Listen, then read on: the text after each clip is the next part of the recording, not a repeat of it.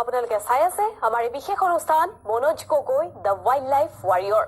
প্ৰথম অৱস্থাত জীৱ-জন্তুক ৰখা মেলা চিকিৎসা আদি মনোজ গগৈৰ ঘৰতে কৰা হৈছিল। এই ক্ষেত্ৰত গগৈয়ে পৰিয়ালৰ সকলো সদস্যৰে ত্যাগৰ কথা স্বীকাৰ কৰে। গগৈৰ তত্বাৱধানতে গাঁৱৰ যুৱক যুৱতীৰ কাৰণে NRSBয়ে অনুষ্ঠিত কৰে বন্যপ্ৰাণী সম্বন্ধীয় বিভিন্ন সচেতনতাৰ সভা। বন্যপ্ৰাণীৰ সৈতে থকা তেওঁৰ নিভাঁজ সম্পৰ্কৰ বাবে সমগ্ৰ বিশ্বই আজি তেওঁক চিনে। তেওঁৰ কৰ্মৰাজিক সোঁৱৰে আনন্দ পায় বিশ্ববাসীয়ে। অত্যাধিক হিংসা বিদ্বেষৰ মাজত যে কোনোৱে দেখুৱাই সম্প্ৰীতিৰ সম্ভাৱনা। এই প্ৰতিবেদন আগবঢ়াইছো আৰু এই বিশেষ অনুষ্ঠানৰ পৰা মই হিমাশ্ৰীয়ে বিদায় লৈছো। নমস্কাৰ।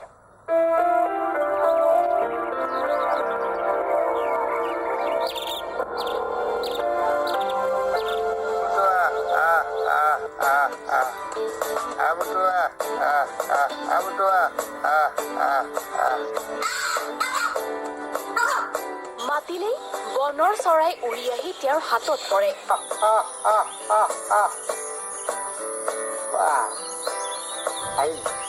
নিৰ্বিঘ্নে তেওঁৰ হাতত থকা আহাৰ খাই পুনৰ উৰা মাৰে। কাউৰীটোক আহত অৱস্থাৰ পৰা সুস্থ কৰি মুকলি কৰি দিয়াৰ পাছতো আঁতৰি নগৈ থাকি গ'ল তেওঁৰ লগতে। জহামালকেইটাই এতিয়া পুনৰ সংস্থাপন কেন্দ্ৰটোৰ বেৰত বগাই তেওঁৰ মৰম বিচাৰে।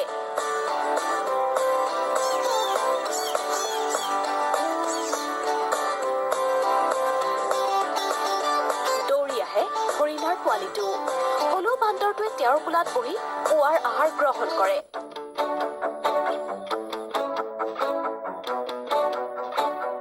সেইজন প্ৰকৃতি প্ৰেমী ব্যতিক্ৰমী যুৱকৰ বিষয়ে আমি আপোনালোকক জনাই আহিছো।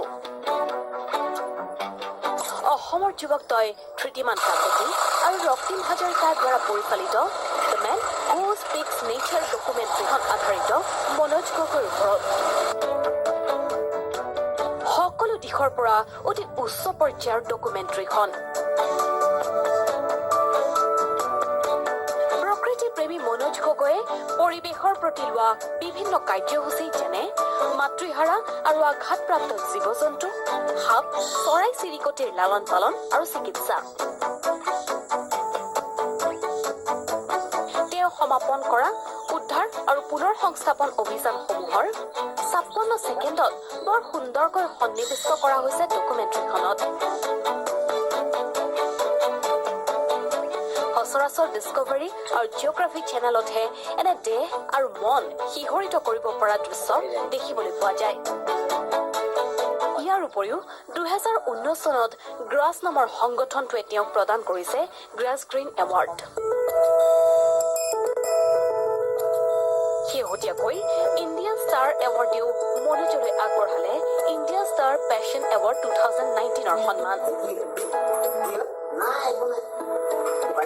২০০৫ বৰ্ষৰ পৰাই এককভাৱে বিপদাপন্ন বন্যপ্ৰাণীক উদ্ধাৰ, প্ৰতিপালন কৰি পুনৰ সংস্থাপন কৰি সৰ্বভাৰতীয় পৰ্যায়ত স্বীকৃতি লাভ কৰিছে মনোজে। কাজিৰঙাৰ ৪৩০ বৰ্গ কিলোমিটাৰ মাটিকালিৰ লগতে পাৰ্শ্বৱৰ্তী অঞ্চলত দুৰন্ত গতিৰে বিপদাপন্ন বন্যপ্ৰাণীৰ কাষত উপস্থিত হয় মনোজ। ২০০৮ চনত মনোজ গগৈৰ প্ৰচেষ্টাত প্ৰকৃতি আৰু বন্যপ্ৰাণীক ভালপোৱা একাংশ যুৱক যুৱতীক লৈ গঠন কৰে NRSB নামৰ বেচৰকাৰী স্বেচ্ছাসেৱী সংগঠনটো। কাজিৰঙা দুমজান নদীৰ কাষত তেওঁলোকে ক্ৰয় কৰে ১১ বিঘা মাটি আৰু প্ৰকৃতিৰ কোলাত গঢ়ি তুলিলে naturalist for rehabilitation of snakes and birds.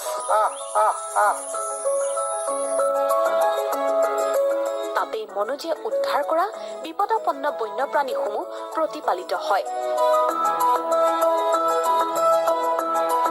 মনোজৰ মৰম এৰিব নোৱাৰি প্ৰকৃতিৰ বুকুলৈ ঘূৰি নগল কক নামৰ কাউৰীজনী, বেটা নামৰ কপৌটো,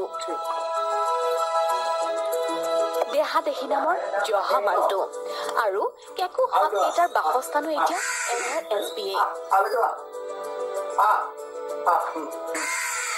আমাৰ সাংবাদিকগৰাকীয়ে চেষ্টা কৰিছিল তেওঁৰ সৈতে কথা পতাৰ। ধীৰ স্থিৰ মনোজ গগৈয়ে এক সুকীয়া কথন শৈলীৰে আৰম্ভ কৰে তেওঁৰ কথা বাৰ্তা। কাজিৰঙাৰ পাৰ্শ্বৱৰ্তী ডুমজানৰ NRSB ৰিহেব চেণ্টাৰত মই বৰ্তমান উপস্থিত আছো আৰু এই ৰিহেব চেণ্টাৰটো মনোজ গগৈৰ দ্বাৰা পৰিচালিত। মোৰ লগত মনোজ গগৈ উপস্থিত আছে। পোনপটীয়াকৈ মই মনোজৰ পৰা জানিব বিচাৰিম ইয়াতে এতিয়ালৈকে কি বন্যপ্ৰাণী প্ৰতিপালিত হৈ আছে। এতিয়ালৈকে এটা বৰ্তমান মোৰ ওচৰত আছে চিভেট 3টা আছে, তাৰপিছত কুলি পোৱালি 3টা আছে, তাৰপিছত কপৌ এটা আছে, তাৰপৰা কাউৰী এটা আছে। গতিকে এইকেইটাই বৰ্তমান প্ৰতিপালন কৰি থকা হৈছে। আৰু এই বানপানীৰ সময়তে প্ৰায় 63টা বিভিন্ন প্ৰজাতিৰ সাপ, চৰাই আৰু হৰিণা আচলতে ৰেস্কিউ কৰি পেলাই সিহঁতক ৰিলিজ কৰা হৈছে। আৰু কিছুমান যিবোৰ ইনজিয়ৰ্ড আছিলে সেইখিনিক পানবাৰী যিটো ৰেস্কিউ চেণ্টাৰ তালৈ প্ৰেৰণ কৰা হৈছে। আপুনি দেখা গৈছে যে বিগত সময়ছোৱাত 2005 বৰ্ষৰ পৰাই বন্যপ্ৰাণী উদ্ধাৰ তথা পুনৰ সংস্থাপনৰ ক্ষেত্ৰত এককভাৱে জড়িত। কিহে আচলতে আপোনাক এই কাম কৰিবলৈ অনুপ্ৰেৰণা যোগালে? আচলতে দেখি আহিছোঁ সৰুৰ পৰা যে এই প্ৰাণীবোৰ কেতিয়াবা বৰ আলাই আথানি হয় আৰু আগতে মানুহে সাপ চাপবোৰ মাৰিছিলে, মৰাৰ পিছত ৰাস্তাত পেলাই দিয়ে বা কুটকুৰা গছ থাকে তাত শিঙি দিয়ে। গতিকে সেইখিনি দেখি পেলাই মনত লাগিলে যে আচলতে এই প্ৰাণীবোৰ আচলতে এটা প্ৰকৃতিৰে এটা সম্পদ আৰু এইবোৰ ইয়াক মানে সংৰক্ষণ কৰাটো উচিত। গতিকে ভাবিলোঁ তেতিয়াৰ পৰাই যে এই প্ৰাণীবোৰক সংৰক্ষণ কৰাৰ ক্ষেত্ৰত মই অলপ কাম কৰিব বিচাৰোঁ। প্ৰথম ৰেস্কিউ কি আছিলে? প্ৰথম অৱস্থা যেতিয়া 2005ত কৰিছিলোঁ তাত তেতিয়া মোৰ তেনেকৈ ৰেকৰ্ড পাতি নাছিলে আৰু কিন্তু 2007ত প্ৰথম মই সাপ ৰেস্কিউ কৰিছিলোঁ। আৰু জীৱনৰ প্ৰথম ৰেস্কিউ? জীৱনৰ ৰেস্কিউ আছিলে বাৰবেট 2টা, বাৰবেট যিটো আমাৰ অসমীয়াত কুকলুঙা বুলি কোৱা হয়, কুকলুঙা পোৱালি 2টা মই একেবাৰে সৰুৰ পৰা সিহঁতক ডাঙৰ কৰি পেলাই ৰিলিজ কৰিছিলোঁ। গতিকে সেয়াই মোৰ জীৱনৰ প্ৰথম আছিল। আৰু সাপ ৰেস্কিউ কৰাটো প্ৰথম আছিল 2007ত। গতিকে এতিয়ালৈকে বৰ্তমানলৈকে 5000+ এতিয়ালৈকে মানে ৰেস্কিউ কৰি পেলাই সিহঁতক ৰিহেবিলিটেশ্যন কৰা হৈছে। যেতিয়া এটা সাপ ৰেস্কিউ কৰে, যিহেতু সাপ বিষাক্ত প্ৰাণী বুলি ইতিমধ্যে আপোনাৰ ভয় নালাগে? ভয় লাগে, সেইকাৰণে খুব কেয়াৰফুলি কৰা হয়।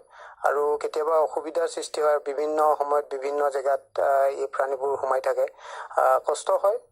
কিন্তু তথাপিও কষ্টলৈ চালে আচলতে একো নহ'ব। গতিকে খুব কেয়াৰফুলি কৰা হয়, কামবোৰ কৰা হয় আৰু তেনেকৈ কৰি গৈ আছোঁ। পৰিয়ালৰ পৰা আপত্তি উঠিছে যে মনোজ গগৈয়ে পৰিয়ালক সময় দিব নোৱাৰে বন্যপ্ৰাণীৰ লগত লাগি থাকোঁতে। এইটোতো হয় বাৰু, কেতিয়াবা সময় দিব নোৱাৰা হওঁ। আৰু এই মাজতে যিটো বানপানী হৈ গ'ল, প্ৰায় 15 দিন মই ঘৰলৈকে যোৱা নাছিলোঁ। আৰু মই অফিচতে এখন এখন গাড়ী লৈ পেলাই তাতে থাকোঁ আৰু যিকোনো সময়ত মানে ৰেস্কিউ কল আহে আৰু মই নিবিচাৰোঁ যে মোৰ কাৰণে ঘৰৰখিনি ৰাতি অসুবিধা হওক। গতিকে